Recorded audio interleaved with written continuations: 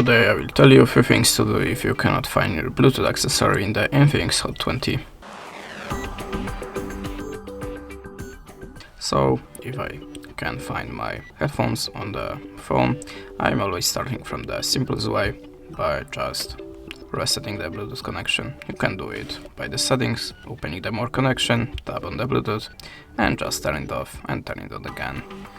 Then look for your device again, but if you don't have it, just try to change the name of your device to give some refresh to the Bluetooth settings.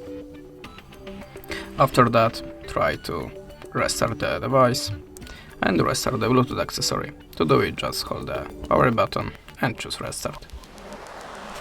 But if you still don't have your device on the Bluetooth list, you have to go back to the settings, slide down to the system and choose reset phone. Now go to the reset Wi-Fi settings, and here you can see there is a Bluetooth included. So just reset the settings, configure it by the pattern, and that's it. Now look for your device again.